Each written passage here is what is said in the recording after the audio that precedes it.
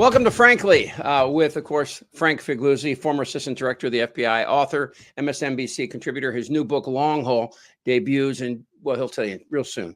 It's coming up. I'm Chip Franklin, and today this is a look at America. We say it's a hard look at America's soft spots, but many times it's not necessarily a soft spot. It's a point that we think is important to highlight. Right? That's a good way to say it. Indeed. Yeah, this is the topic. As far as I'm concerned, this is the topic of the year with regard to our upcoming election.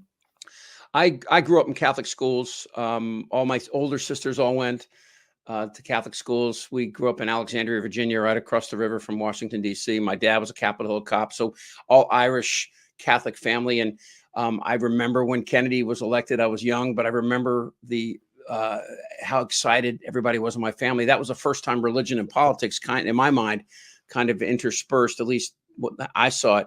And growing up in the 60s, I remember, of course, after his death, I remember them praying for them. And then later on praying for Bobby Kennedy all through Mass in the 60s. And, it was a great experience to me. So I, like many, was aghast to see the evangelicals move toward Trump. And I still, to this day, don't understand how it happened. That is the mystery, right? But I'm hoping that our guest will help us unravel that mystery and even offer some suggestions, because she's written a book on this called Kingdom of Rage, and she comes from a strong faith background, as do I. I like to joke that as a kid growing up, if the church was open, we were in it. Sunday service, Wednesday Bible study, Friday youth group, and then college. I attended a Jesuit Catholic university, so I have a similar background really to Elizabeth, and I am extremely disturbed about where the church is today and whether it's been almost completely hijacked by Trump and his minions. But we'll get into that. And speaking of which, Elizabeth Neumann joins us right now. She is author of Kingdom of Rage. But the background that I think we'll find, we'll talk about your book. I want to talk about it a lot. But you were a former Assistant Secretary for Terrorism in the Trump administration under Homeland Security. That sounds like a tough day, a long day. It was a long 3 years. It took a while to recover. No. It's interesting. Let me ask you both a question before we dig into this, because I always wanted to ask you. There was a lot of criticism of George W. Bush, about putting everything under the umbrella of Homeland Security, and it hurt the effectiveness of some of the agencies like FEMA and others that were underneath that. Was that your experience, that there was a more problems with this kind of larger bureaucracy? I think anybody that's worked at DHS would say it's still not reached its full potential. There have been lots of reviews, lots of conversations around how to fix it. It is massive. Like it's massive in people size, it's massive in mission, it's massive in dollars. And one of the, I think it's easy, hindsight's easy, right? Looking back, one of the mistakes that was made is the way that DHS was sold to Congress was that it was budget neutral. And in the context, you have to remember, we were prosecuting a war on terror. DHS was discussed in 2002 and established, passed into law in 2003. So it's like 18 months after 9/11, and we're already starting to spend a lot of money. And the budget hawks were quite concerned that another massive government agency would costs a lot of money. So the deal was, no, we'll just take everybody's existing budgets. We'll put a little bit of something on top, but we'll cut from other places. We'll make it budget neutral. That doesn't work. If you're going to have a massive agency and the value proposition is to find alignments across different missions for the purpose of securing the homeland, you have to have something on top that has muscle, and muscle costs money. And that has been kind of one of the big weaknesses of DHS, is that the piece on top does not have the strength to actually get the agencies to move in the right direction. Well, before we go to the next subject, let me just say for the people that are watching here that and speak to the tremendous success our intelligence agencies have had over the last 20 years. and the protections. And I know that Chris Wray has just recently said that, there's a high risk right now. We should all be, vigilant. But I always point to people and I say, you want to talk about the FBI, CIA, NSA, whatever. Look at the last 23 years since 9/11 and the good that they've done, and and of course you can't brag about your successes, right? So anyway, let's talk about why you're writing a book and no longer actively under the umbrella of the Trump administration. Well, I left in 2020. It was a mutually agreed to decision. On one point was my husband only agreed to having me serve for 2 years. We had to move back to Washington, D.C. He didn't want to move. We had young kids, and neither of us liked Trump. So he was quite concerned that it wouldn't be good for my reputation. And I convinced him to let me stay for a third year because I was in a position to try to get something done on domestic terrorism. And we were able to get a few things done, not nearly enough what we needed to. But once we kind of got some of the, some budget passed, some changes internally, some strategies written, it was time for me to leave. And also simultaneously, I was on a list of people that was getting pushed out. My bosses had gotten pushed out, our general counsel had gotten fired. And it was just like they were working down the list of anybody that had worked for Bush, anybody that had worked for John Kelly. They weren't seen as loyal. And so I was getting pushed out too. So it was kind of yep, I'm good with leaving because you guys are not letting us, how shall I say, like all of the adults in the room were getting pushed out. So it was increasingly concerning, the types of actions that were being taken. And I think we saw that on full display by the time you get to summer of 2020. And things like, the year earlier in 2019, being told by senior White House staff, well, we can't talk about domestic terrorism after El Paso. But by May of 2020, we were talking about Antifa being a domestic terrorism organization and directing the Attorney General to designate it, even though there's no tool for us to do that.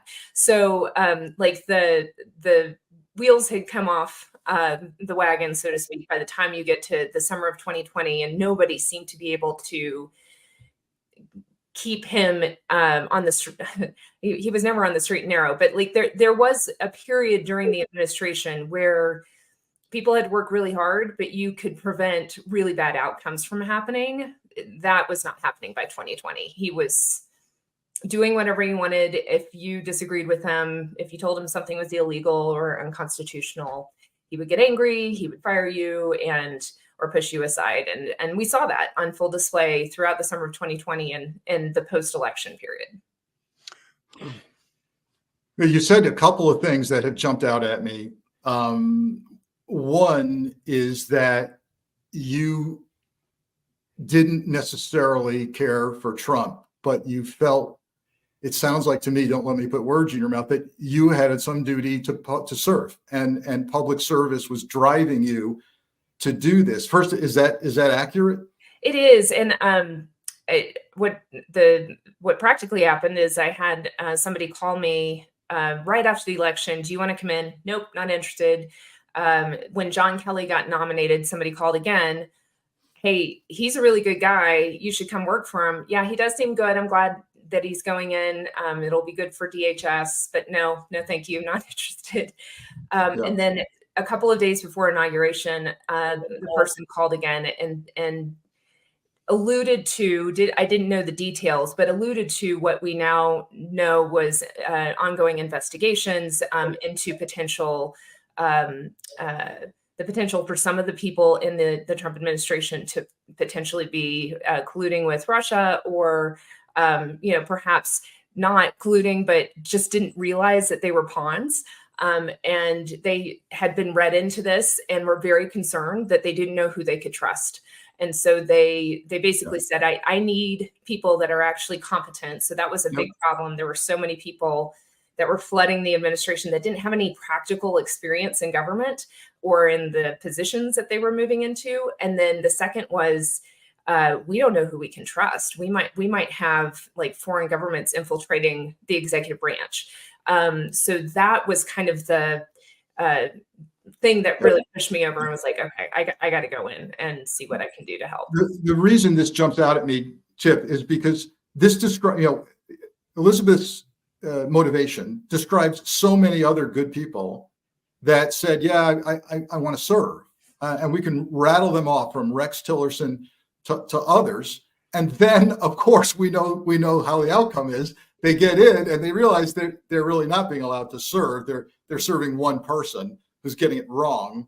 And I think we can talk later about what that bodes for the future if Trump gets back in. But then the other thing, Elizabeth, is that you literally, what you're saying to us is, and we've heard this before from others, that the intelligence process was being perverted by, you can't report on domestic terrorism unless, of course, it's domestic terrorism that we want to promote. We've had, I've talked to similar analysts at DHS who said, yeah, we, under Chad Wolf, who, correct me if I'm wrong, you worked for Chad Wolf for a while.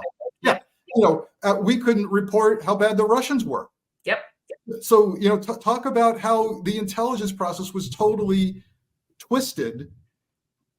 Well, and really that's how you end up with January 6th being such a security failure, right? Like, we always look at January 6th from the, I can't believe American citizens did this, but I often look at it, and I'm sure you did too, Frank, like, how are you so unprotected? How did you not see that this was coming? And the answer to that is that when over a period of 4 years, your intelligence analysts have been told, don't report on that. You can't use that word. You can write it down, but I'm not going to brief it up. They get beaten into submission, and they're just in, survival mode. Yep. Like it's a bit of like a hostage situation where you're just trying to make it through the day without getting your head bitten off. There was a very toxic culture, at least at DHS and the intelligence office there, and people, like, I remember talking to a few people right before January 6th, and they were like, yeah, we can see what you're seeing. It doesn't look good. Looks like something bad's going to happen. And yet the alarm bells were not sound the way, at least in my experience, they should have been. I am aware, so we have some reporting that there were people that tried to raise the alarm. But the way that the system usually works is, if you are aware that there might be some sort of attack, that works its way up to some sort of interagency conversation, initially at like kind of the civilian level, meaning not the political appointees. And then the political appointees come together and they have a conversation. There's an entire counterterrorism security group that meets to talk about what do we do about this particular problem. And then agencies get assigned different roles, and, the White House is quarterbacking that process. There was no White House meeting. There was no quarterbacking of, are we concerned? Does the Capitol Police need help? Do we need to do something to pre-position assets? As far as I can tell, none of that apparatus was activated at a senior level. And, you can partially blame the holidays. People were traveling, but it really, there is a sense that there was complacency as well. It was a failure of imagination. Like, no, I think people just didn't think, well, we might have some rowdy people. I don't think anybody imagined American citizens would do this to their own capital. And that was part of the security failure, was just not understanding the level of anger and grievance. Yeah, no one would ever fly commercial aircraft into the Twin Towers. Exactly. Yeah. Mm-hmm. Well, obviously, there's a difficulty in communication when some of it's being stifled, right? And right. you don't have that information. You're getting pieces, and that's the most dangerous thing, is trying to make decisions based on partial information. You don't want to make a mistake that violates people's rights. You don't want to set a precedent that you can't step back from. But let me ask you a question. When did all of this kind of merge into this? You say, wow, there's a Bible out now that includes the Constitution and the Bill of Rights. Isn't that wonderful? No, it's disgusting. It's blasphemous. It's a ploy. Are you kidding me? Some of you are so encouraged by that. Let me tell you something. The gospel is not an American gospel. It is the gospel of the Lord Jesus Christ. You know, over the last 6-7 years, we're so used to seeing that to go another direction, right? Right. Is that this is exactly, you know, what God intended. He to quote the guy himself. I am the chosen one. Yeah, right. We've seen this, and let me ask you a question. In your opinion, the evangelical embrace of Trump, how much is it real, and how much of it is just pragmatic? It's definitely a mix of both. Like, one of the things that I think that when we talk about this problem, it requires a level of nuance that often in our, 2-minute sound bites, we don't have time to get into. The Christian community is quite broad.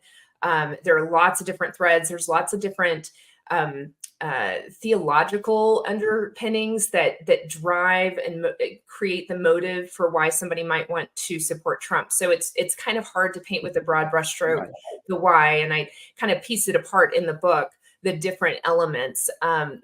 But certainly, I think at a macro level, what we can say is that the Christian community, by and large, was the majority population of the country up until recently. And what I mean by that is they had the dominant worldview, the dominant value system. If you were to paint a picture of your average American back in, the 1950s for sure, but, even as late as the 1980s, 1990s, in most parts of the country, going to church was one of the things that they did. That is Kind of a New Testament feel, though, right? I mean, Norman Rockwell, New Testament feel, right? Exactly. And that is not the case anymore, and it's changed. And anytime you have change, people don't like change. It's just natural, normal human behavior. We don't like our change. And combining that societal change, there's also great uncertainty from an economic standpoint. A lot has been upended in the country in the last 20, 30 years. The change has happened very rapidly in a way that human beings, just going back through history, really have never experienced quite the way that we are experiencing.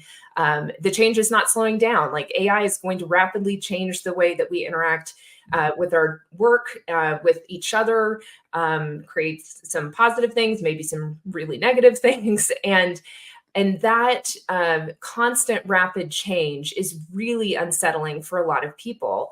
And I think for the Christian community in particular, the biggest change has been that shift in value systems around sexuality and gender.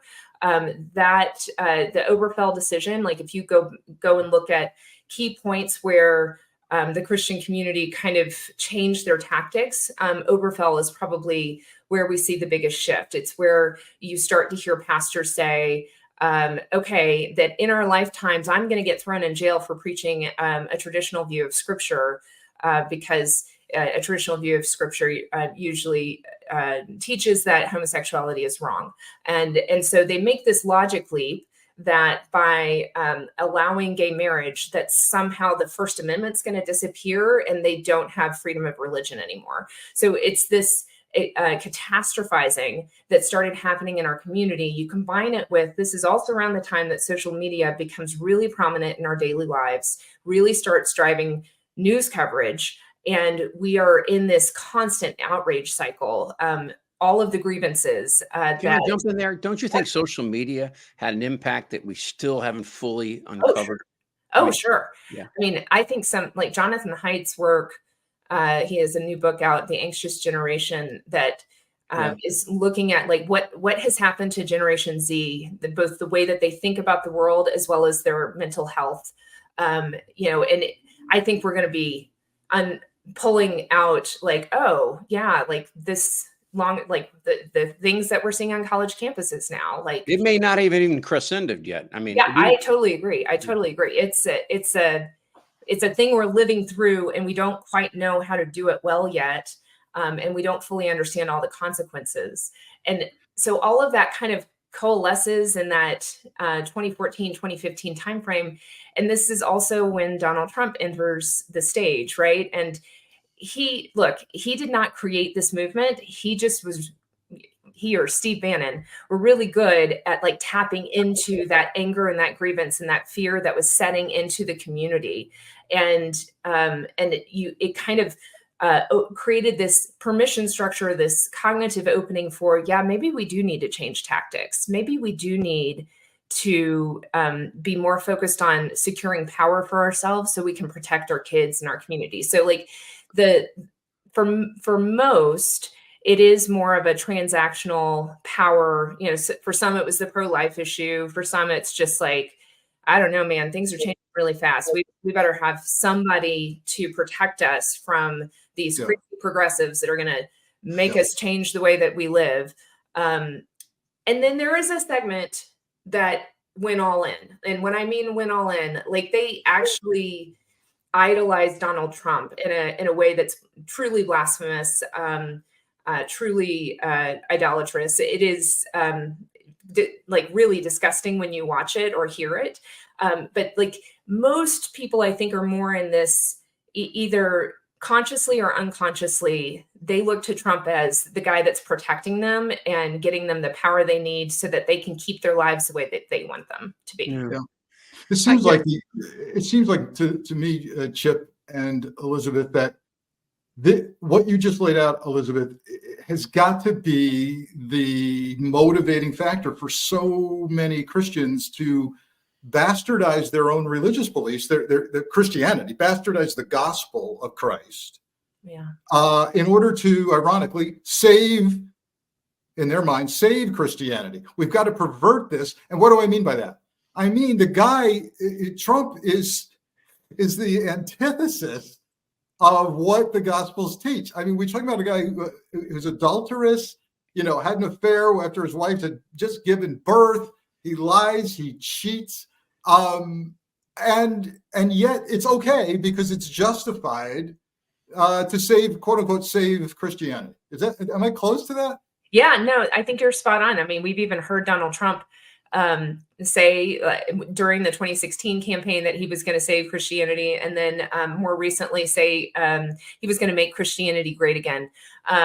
And you're like, because it wasn't great before he came. I mean, what do you feel when you hear that? I mean, is it anger? Is it disgust? Is it bewilderment? It's disgust, because that's he's referring to my faith and my Savior, Jesus is my Savior, not Donald Trump. The kingdom of God is not about America. It's not about this world. And to hear him set himself up like that. I mean, look, I don't expect more of him. I think the thing that. But what about Lauren Boebert? When she came out, Lauren Boebert said, if Jesus had AR-15s, his government wouldn't have killed him. I mean, there's so many examples, the Bible in Lafayette Square, all that. Yeah. When I see this and I think to myself, when I mentioned social media, there are perfect social media moments to get to their people, and again, we were talking about algorithms before the show. The algorithm is is clear and very plain as to what the goal is here. And the goal is to obfuscate, is to use this to cover up everything else. And now when we hear the Time Magazine interview, what Trump wants to do, none of it in there is about making the country better. No. It's all these draconian measures against people who have opposed him. And, you might be on that list. Who knows, right? Yep. But I was going to say, fully expecting it. What is that with your experience at DHS under Trump? So let's fast forward in a nightmare scenario, and he gets reelected. And what do you see happening at DHS and the other agencies? I think that Stephen Miller or somebody like Stephen will try to be the Secretary of Homeland Security. Whether or not he could get confirmed is very dependent upon what happens in the Senate. And I think what we saw in the last year of the administration will be what a second Trump term would look like, which means you're going to have people who don't care what the law says. They're just going to be like, all right, well, let's rewrite it. And they will push through whatever they want to push through for the purposes of shutting down immigration. We've already heard their plans for mass deportation, how they'll use the military for that purpose of rounding everybody up. And so you're going to be dealing with mass abuses of there's no way to do that well. And here's the other piece, and Frank, you'll appreciate this. Doing things at a national level at scale is really hard, and it takes a lot of planning and takes a lot of time. So even if, let's say we all thought, you know what, we should deport people. And by the way, there is legitimate reasons why we do need to deport people, but let's deport everybody in mass. Even if they haven't gone through a legal process, we're just going to ship you out. Okay, if that's our goal, to do something of that size and scale for 10 to 15 million people would take a lot of time and planning. And this administration, if there was a Trump 2, they don't do that. They just kind of throw things together. And then that's how you end up with kids that have never been reunited with their parents. I mean, that still haunts me. And I don't remember the current numbers, but you know, they separated those kids, and there was no structure in place to document who the parents were, so that after, I mean, the whole purpose of that was not to permanently separate them. At least that's what they said. It was a deterrence factor, right? But it was shock value. It was performative, but unplanned. Yeah. But because it was unplanned, they did not have a way to match the kid to the parent. And so there are still kids in this country today who are now, you know, gosh, that was like 6 years ago. So you had like the 2-year-old who is now 8 and maybe has faint recollections of their parent, but like no solid memories, no way to actually be able to match to that parent, except perhaps through DNA matching. But that takes a long time. And they don't know where those kids are. I mean, it's just abhorrent to me. And that's the type of lack of planning we should expect to see. They'll come up with these ideas and they'll just be like, do it. And you'll have civil servants trying to do the right thing, trying to follow the law, and then, you know, might get fired if they don't execute things fast enough. And so it will be pretty significant chaos in the federal agencies as you have, there will be no adults in the room. There will be no guardrails anymore. Yeah. Does that frighten you? Oh, sure. I mean, I think our courts are strong enough to, at least so far, they're super slow, but I do think that I am not of the belief that 4 years of Donald Trump means our country doesn't exist anymore, with one exception, and that's more of a national security concern. I do worry about what happens in the next 4 years of a Donald Trump with enemies like China, Iran, Russia, North Korea, who will take advantage of it. And NATO? Withdrawing from NATO, I think it drastically upends the global world order, and it's already not in a great place. So that's the piece that I realize is not as sexy from a campaign perspective to talk about.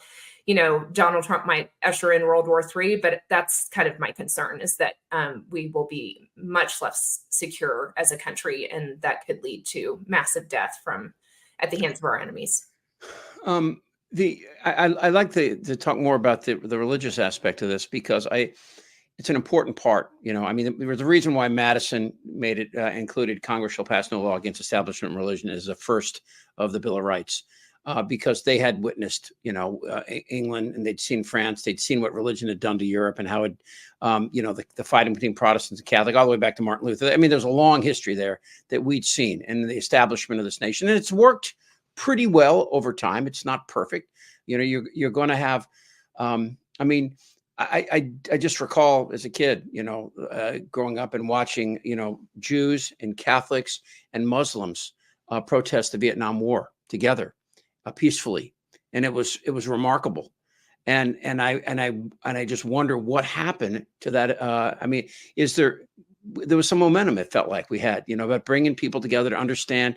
And I remember the first time as a kid when a nun told me that you know, that Yahweh and Allah and God were all the same God and all this sort of, it was a really warming feel that you had from all this. It's gone now. It seems to be entirely gone. And I'm not I'm not the kind of religious guy that most people would think of me is that way, but I really do appreciate and especially when you talk about Christian charities and the things they do around the world, it's pretty amazing. And I'm just at this point now where I wonder, where do we go from here? How do we, most people that are on the left hear religion now and they blanch, they pull back because they think of what we just, you know, the opposite of what we just saw with the fire and brimstone approach to this. Has Trump totally perverted this, and was it intentional, or did it just happen? Did people just see an opportunity and take advantage of it? And what do you offer in the book about getting some semblance of normalcy back, if that's even possible? That was a good one. I like that, Frank. Get to the book. Good job. Look, I think that, and I trace this in the book, and there are other historians that have done, you know, really deep dives into the history of the white evangelical church in the United States over the last 50 to 70 years. The moment that we're in came to fruition because of things that happened way back that watered down the faith, and started to use the faith or co-opt the faith for political purposes. So such that you have a number of people who will check the box as Christian, but couldn't tell you the basics of the faith. In fact, they do tons of surveys on this all the time. And it's like really fascinating. Something like 6% of self-proclaimed evangelical Christians actually, you know, tick off like 10 key tenets of the faith, like Jesus was God and he died and rose again, like really basic things about that most evangelical traditions hold. And it's like, it's really low. I don't remember off the top of my head, but it is not a lot of people actually believe the core tenets of the faith. So how did we get to a place where people think that they're a Christian, but they don't actually believe what the Bible teaches, or some version of what the Bible teaches? And part of that answer is because it's a cultural identity. It's not actually a faith. And there's some arguments to be made. There was a recent, rather famous atheist that actually kind of made an argument that cultural Christianity brings benefits to society. And okay, I get that. But I think cultural Christianity actually created the vulnerabilities that allowed extremism to set into our community. And that's what freedom does, though, right, Elizabeth? I mean, that's part of freedom. Yeah. And I think the way to pivot to the question Frank asked, like, how do we get back to normalcy? What I suggest in the book, it is written primarily for a Christian audience, but I also wrote it for a broader audience for Republicans and conservatives who just are like, what happened to our party? This stuff is crazy. I lay out kind of a path of we first need to look at ourselves. How are we contributing to the factors that are allowing extremism to foment? Then we need to look at the communities that we're participating in and discover whether, there are things that we need to confront and address is particularly within the church. It's a lot of, hey, we need to go back to the basics. When we have grievance, Scripture tells us how to deal with that. It is not by putting our trust in a man or a politician. It is not through seeking power. Jesus's way was actually the opposite. It was to turn the other cheek, to put away the sword. Jesus famously, this is why the Lauren Boebert thing is like, I don't know if she was like trying to make a joke, but it's like the exact opposite of why Jesus came to earth. It was not to prevent himself from dying, and therefore he needed a gun to protect himself. Like, he actually came to die. Like, he was supposed to die. Again, there's another so-called Christian who doesn't have any basic premise of what. There's one of the ironies too about this fight against immigration is a high percentage, and I've heard as high as 95% of the Central American and Mexican immigrants that come across identify as Christian.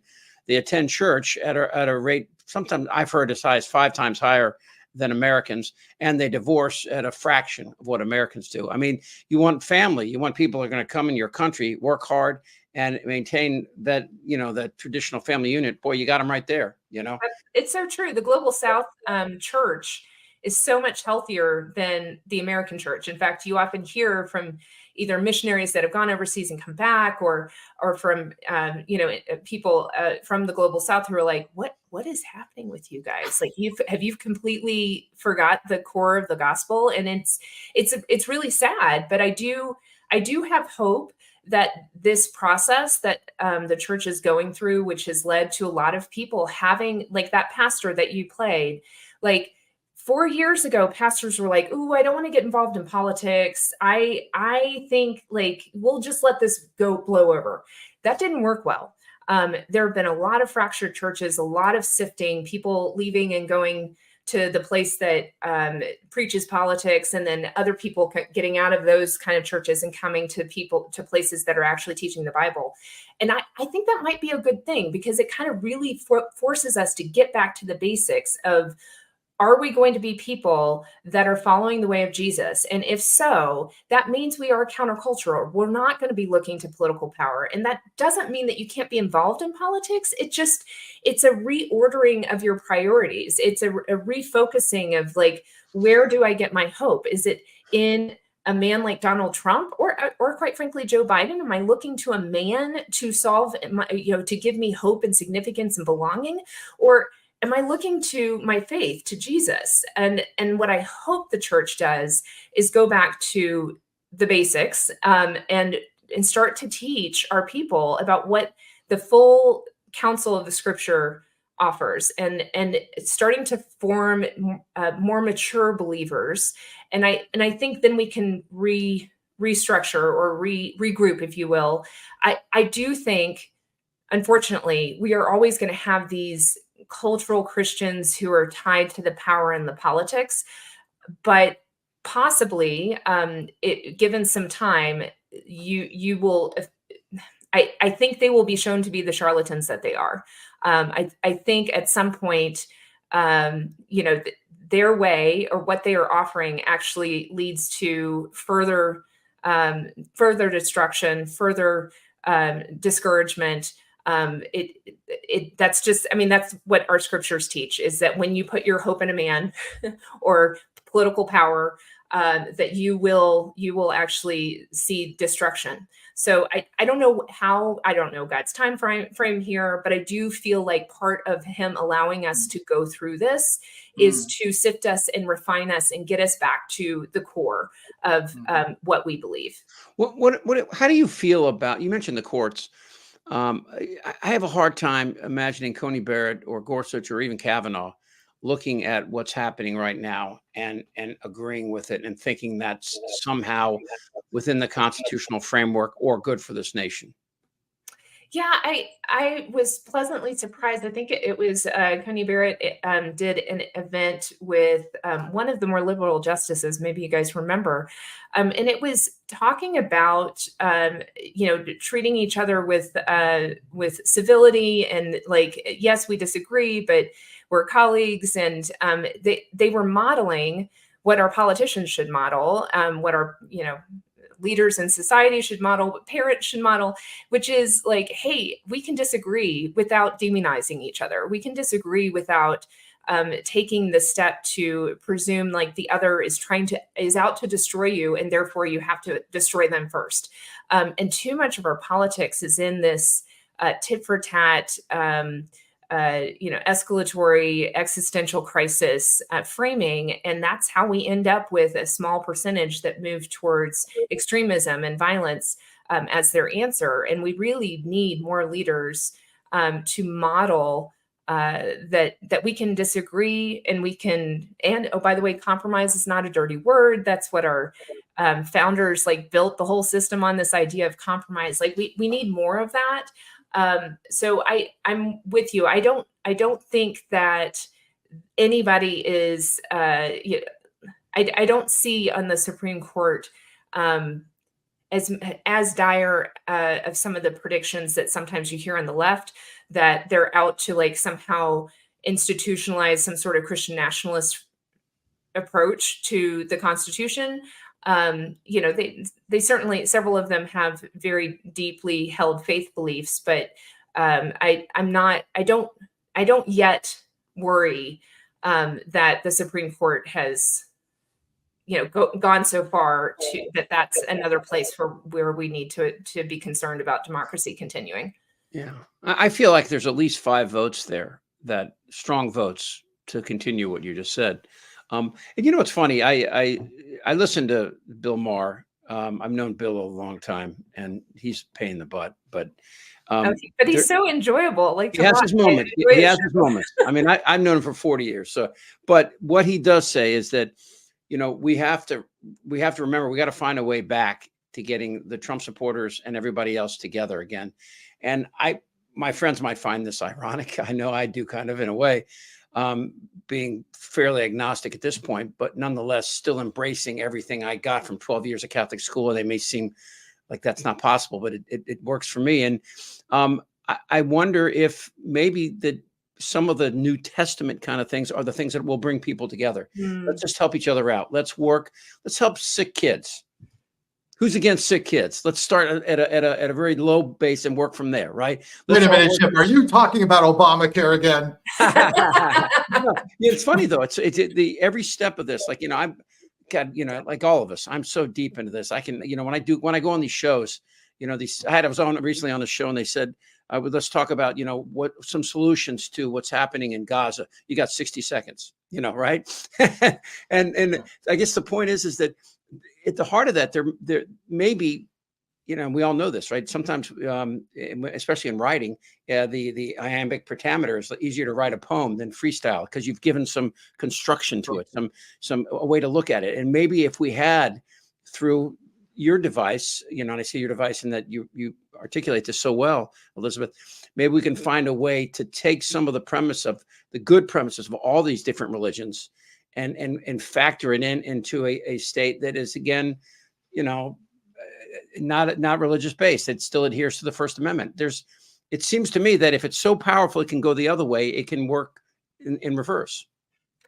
I would hope so. I certainly, one of the things that I encourage the readers of the book to do is to stop focusing so much nationally and get very local. Yeah. I am encouraging that for 2 reasons. One, I am absolutely convinced that the incentive structures at the national level are such that it's going to be near impossible to change the dynamics at play with our mass media, social media, the way that the outrage cycle works. It is monetized. So there's really no.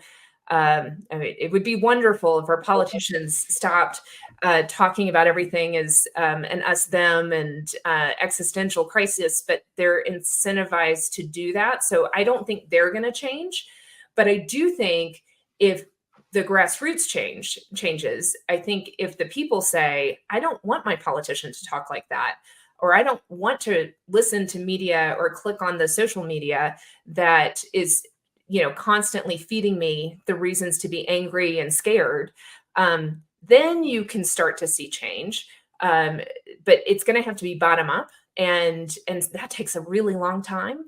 So my first reason for let's go local is that. The second, though, is that the underlying drivers behind extremism we now understand are largely psychosocial, and I'm simplifying something that's very complex, but I think it's useful for us to understand that it's not really the ideology. It's not Donald Trump himself that is moving people to this place where they are contemplating violence or actually commit acts of violence. It is an unmet need, usually an unmet need of belonging and an unmet need of significance. And if we start focusing locally, we start actually addressing those unmet needs of belonging and significance, because it is in the local space that we can support a local school, support our community, support our neighborhood, and in one-on-one relationships is where we start to go like, oh, I matter. Me showing up and doing this thing made a difference, and it does change our psychology a bit if we're starting to reinvest locally in our communities, as opposed to thinking that the way to make change is by sending out that tweet and making sure that I'm up to speed on what the latest on CNN or Fox News or MSNBC is.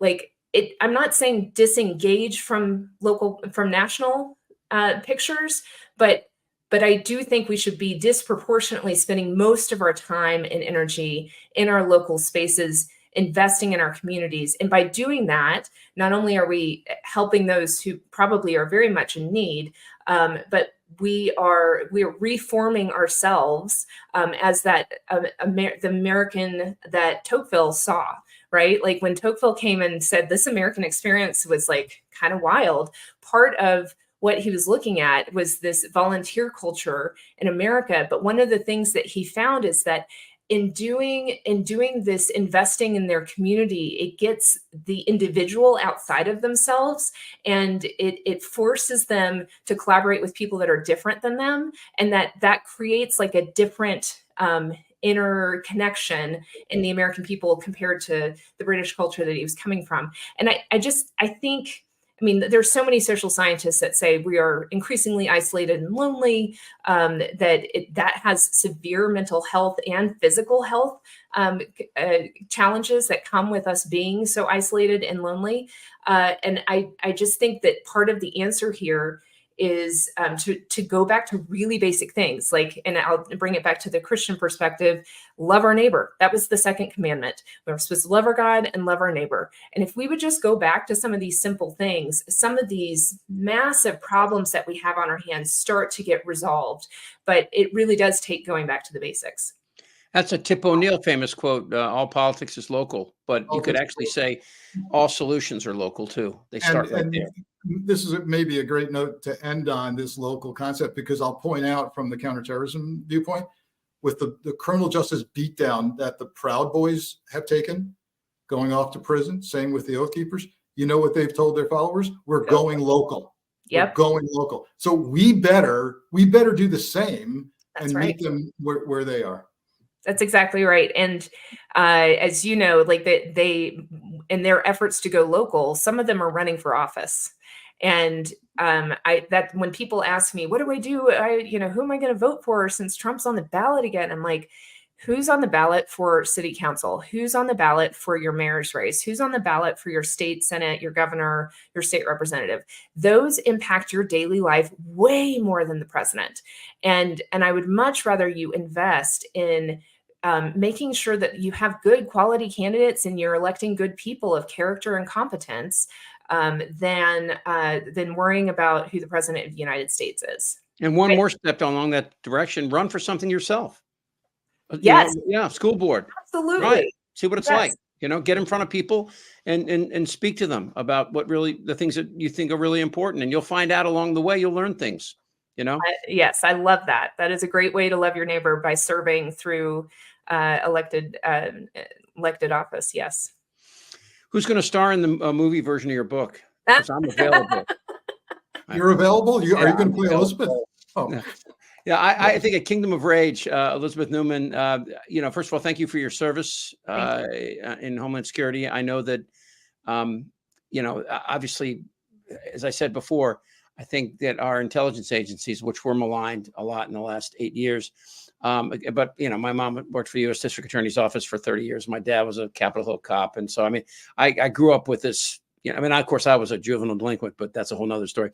But growing up with the, this respect for authority, but a gentle authority, an understanding authority is that it did exist. We like to make fun of the Hoover past and everything like that about being this authoritarian sort of, Gestapo-like thing, but it wasn't, not in my experience, and I also acknowledge the fact that I grew up blonde hair, blue-eyed and white, and it was a different world for me too. Right. So all these things play out, but I think these discussions are important, and especially important for my friends who are atheists, because there was a guy, and I wish I knew the minister. He was on TikTok for a while, and he was inviting everybody into his church, atheists, especially atheists. And nobody's trying to convert you. We just are all here to experience the goodness that we all acknowledge exists, whether you're a evangelical Christian or a Muslim or an atheist and everything in between. There is something that we can all share and grow together. And, I like that. I love that idea. And that's what that's why I was excited to talk to you, because I think that what you've done, standing up for your principles in a very difficult situation. We didn't even mention the backdrop of COVID that was going on during this period of time too. I think, and possible bird flu that's down the road, and that Trump wants to close these pandemic relief offices, right? I mean, all of this right now is in a very important time, and it's a very important time to kind of look back and see, the points you've made and the relevance they have to the future we face. So I think it's good stuff, and I can't wait to read your book. Well, thank you guys so much. I really appreciate the opportunity to spend time with you. It's a great discussion. Thanks for writing the book. Let's do it again. You stay safe, and thank you so much for your work. Thank Bye-bye. you. Again, Elizabeth Neumann. The book is called Kingdom of Rage. It's orderable wherever you get your books. I enjoy that. It reminds me of, I mentioned Tip O'Neill. Did I tell you that Tip O'Neill story? Can I tell you real quick? No, go for it. I was in 6th or 7th grade, and they took us because one of the nuns had a connection. She was from Ireland and knew a connection with O'Neill, and Tip O'Neill was Speaker of the House. We got to go, and there's like 20 of us in this room. He's sitting behind his desk, and he starts asking us what we learned in church. What did you learn last Sunday in church? And stuff like that. And it was really interesting, And so, and if somebody wasn't paying attention, he was one of those kind of goes, "Hey, over here, what are you doing? You're not looking at me." It was like one of those deals. So we left, and then we went and we were having our lunch on the steps of the Capitol. And he was walking by and he saw us, and he came over and he started talking to us about the War of 1812. And he was looking down the mall and he said, "There's the White House." And they burned the White House, and they were coming for the Capitol. And men and women, and this is, 45 years ago, 50 years ago, 60, however long time ago. And these men and women were coming to the British were coming to burn the Capitol. And it was not our soldiers, but everybody with guns came and protected the Capitol. They stood right where you are right now and protected this. And so watching the events on January 6th, I relived that moment again. And I thought to myself, that these were just regular people that defended the Capitol, that just came out. They got their arms and they stood there and they said no. Yep. I'm waiting for that moment to happen again in this country. Yeah, I fear we've lost the single-mindedness of purpose and preservation. But I tell you, Elizabeth, I think gave us a little bit of hope with the notion that we're going through some things and we don't know how long it's going to take. But with regard to the Christianity and Christian nationalism movement, this could result in a course correction for all of us, questioning what's going on now, and then coming back to the principles that we all share, whether you're Christian, Jew, agnostic, Muslim, which is, we're supposed to be nice to each other. We're supposed to help each other. This is what the far right now, Chip, is claiming, that Jesus was woke. I've seen this happen. I've seen these statements being made, and Jesus was weak. Well, okay, so you can't call yourself a Christian. Well, who does that? Really? Oh, it's out. It's absolutely out there all over social media that Jesus displayed too much weakness. Yeah, that's great. I mean, many Christians have gone from worshiping the Prince of Peace to essentially idolizing the Prince of Darkness. And that's where we are right now, and that's, I think, what in part compelled Elizabeth to write her book and try to straighten us out here. It's kind of funny. I grew up with that. Not to go down this road too far, but I had a moment, I think, in college where somebody said to me, might have been a professor. He said that darkness is just the absence of light. In other words, that, evil is the absence of good, so you can step into these moments and, and some of this stuff, I know, people that are watching us right now that are just so totally driven by what's going to happen in November and everything along that way. And that, we have to win. And I would agree that it's important that Trump loses. But I think along the way, we also have to remember everything else. You can't just become that single-minded, or you get a kind of a PTSD afterwards. Yes. You just can't, you can't deal with all the things that are really important, Yeah, exactly. And, it's funny, like these college campuses, to divert for a second here, these, what's happening on these college campuses, I on one hand, I appreciate, but on the other hand, I keep seeing these signs saying genocide, and there's no genocide happening right now, not in Gaza, and not to the Palestinians.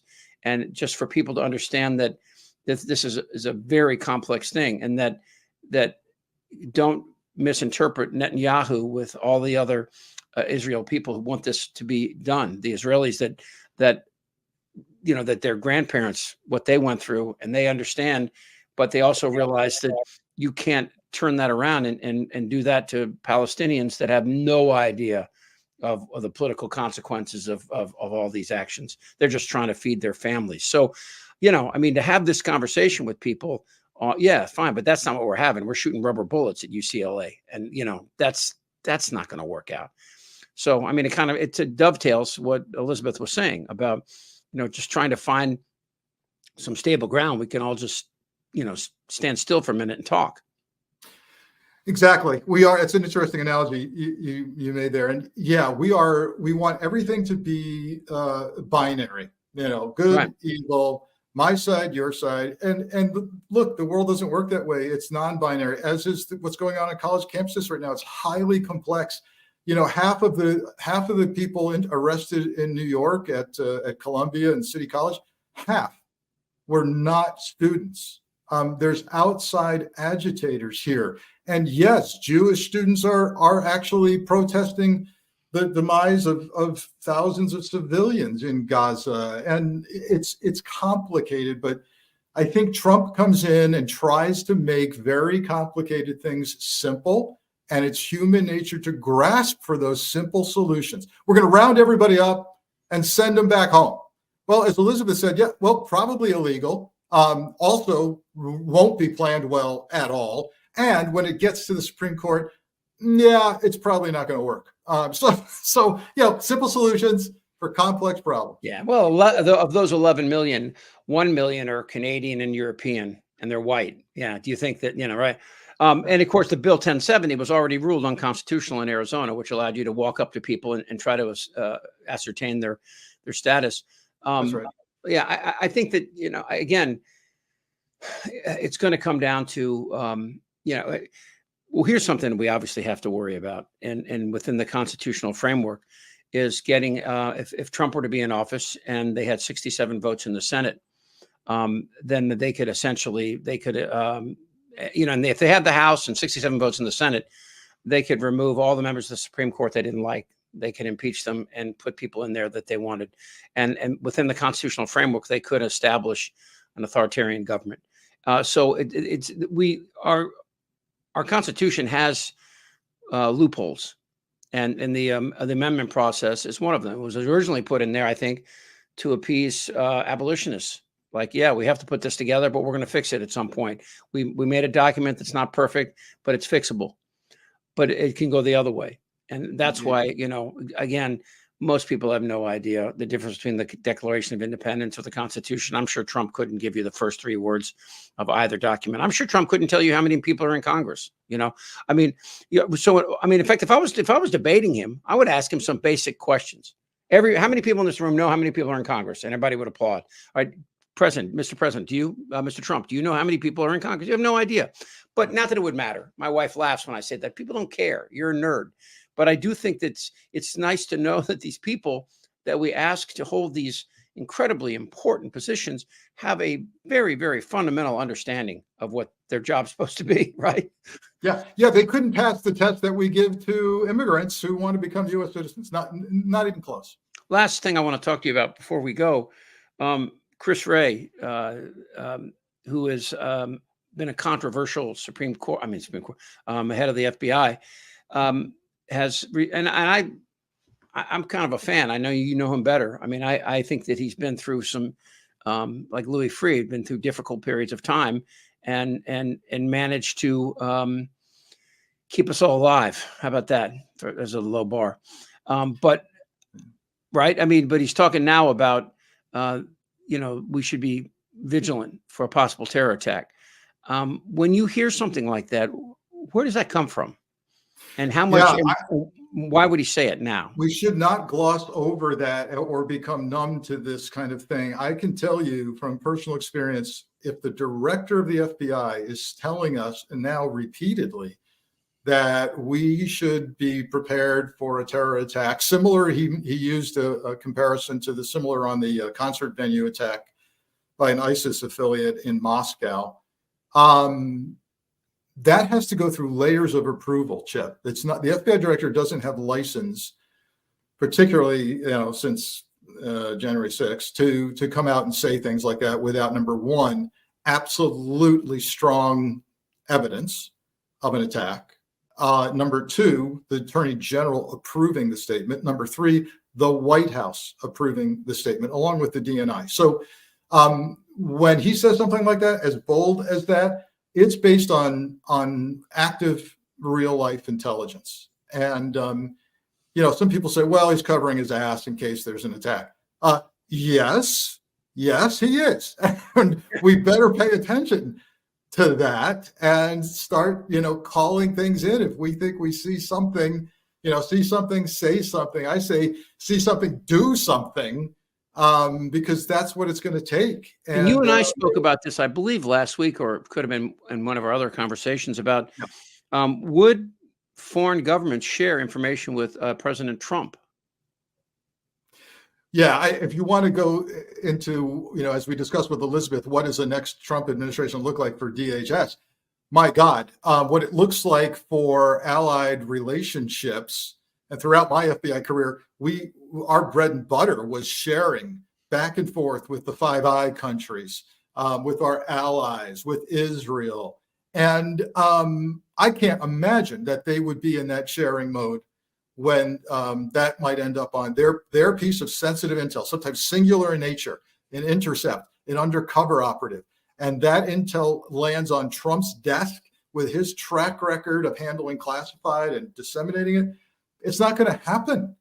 It's not going to happen. The other thing that's going to become incredibly difficult on a street level is if you're an FBI agent or a CIA officer and you're trying to recruit a target to play for Team America, and you have to look them in the eye when they say, can you protect me and my family from disclosure, right?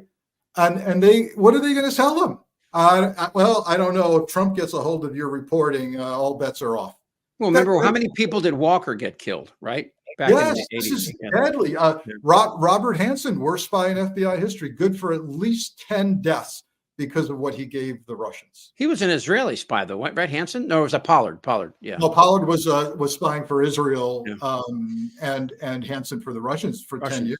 Yeah. Did you see that movie with about Hansen? Of course. Yeah.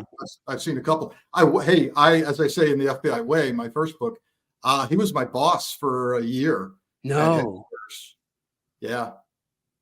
Huh. Sad. All right. Well, great stuff. I really enjoyed Elizabeth. Me too. Glad we had her. Yeah, and it's a different.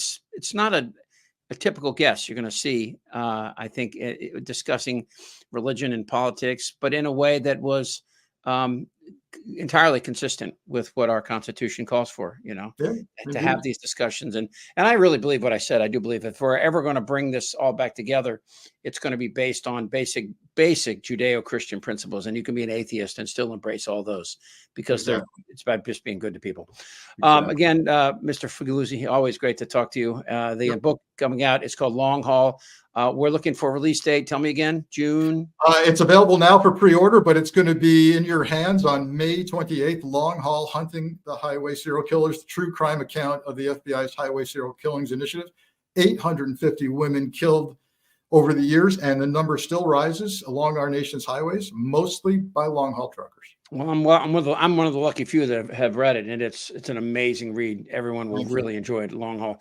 All right, until next time, great stuff again. Thank you so much. It's Frankly with Frank Figliuzzi. I'm Chip Franklin. Until next time.